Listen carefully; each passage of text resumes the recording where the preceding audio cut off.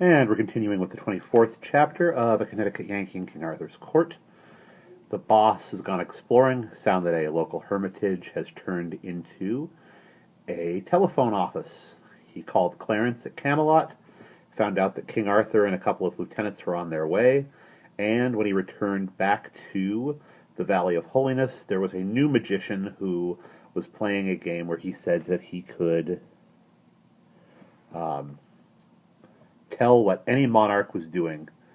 So the boss has decided to test him so that he, the boss, will not be usurped by the new magician. Speak, and freely I will tell you. It may be difficult, perhaps impossible. My art knoweth not that word. The more difficult it is, the more certainly I reveal it to you. You see, I was working up the interest. It was getting pretty high, too. You could see that by the craning necks all around and the half-suspended breathing. So now I climaxed it. If you make no mistake, if you tell me truly what I want to know, I will give you 200 silver pennies. The fortune is mine. I will tell you what you would know. Then tell me what I am doing with my right hand. Ah? There was a general gasp of surprise. It had not occurred to anybody in the crowd, that simple trick of inquiring about somebody who wasn't 10,000 miles away. The magician was hit hard. It was an emergency that had never happened in his experience before, and it corked him. He didn't know how to meet it. He looked stunned, confused. He couldn't say a word. Come, I said. What are you waiting for? Is it possible you can answer up right off and tell what anybody on the other side of the earth is doing, and yet you can't tell what a person is doing 3 yards from you? Persons behind me know what I am doing with my right hand. They will endorse you if you will tell correctly. He was still dumb. Very well, I'll tell you why you don't speak up and tell. It is because you don't know. You, a magician, good friend. This tramp is a mere fraud and liar. This distressed the monks and terrified them. They were not used to hearing these awful beings called names, and they did not know what might be the consequence. There was a dead silence now. Superstitious bodings were in every mind. The magician began to pull his wits together, and when he presently smiled an easy, nonchalant smile, it spread a mighty relief around, for it indicated that his mood was not destructive. He said, "It has struck me speechless, the frivolity of this person's speech.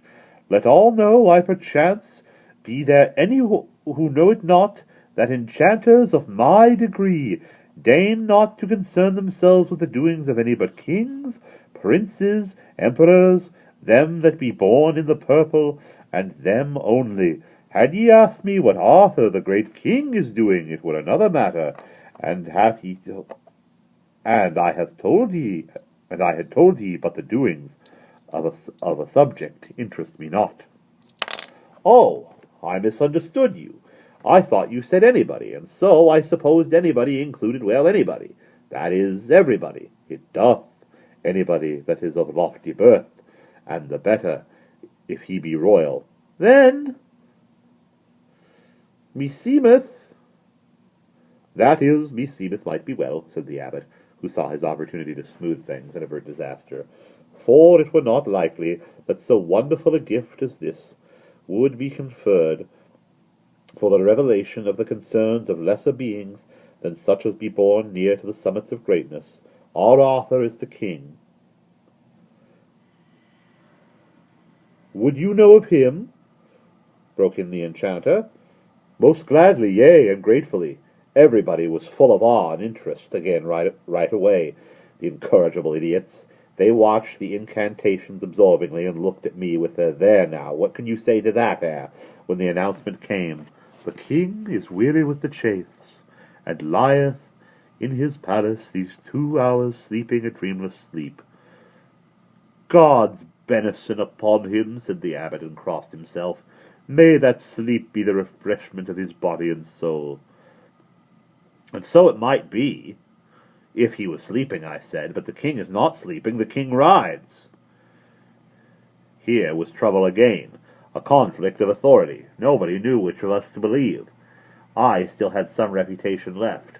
The magician's scorn was stirred, and he said, "Lo, I have seen many wonderful soothsayers and prophets and magicians in my life days, and none before that could sit idle and see in the heart of things, with never an incantation to help.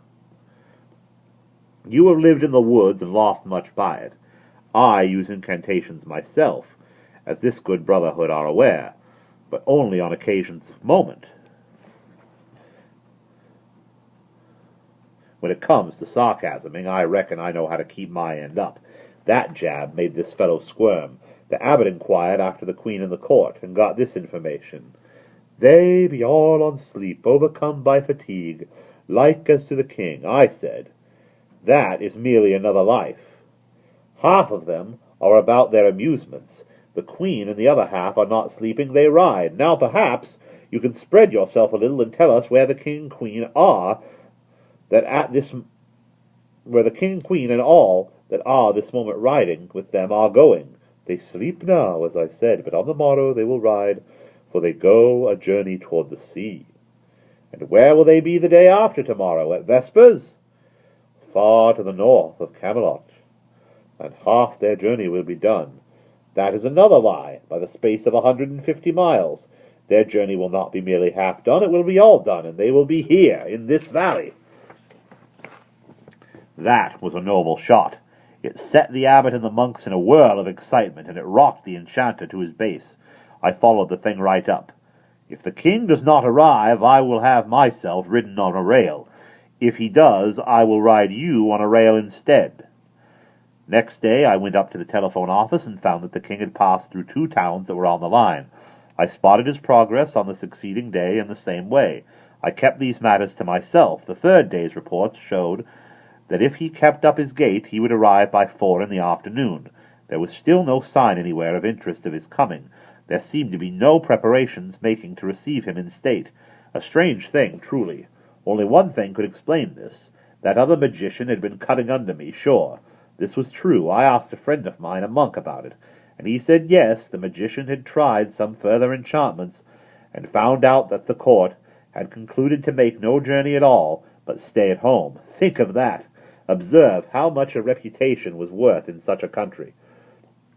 These people had seen me do the very slowest bit of magic in history, the very showiest bit of magic in history, and only one within their memory that had a positive value, the only one within their memory that had a positive value, and yet here they were, ready to take up with an adventurer who could offer no evidence of his power but his mere unproven word.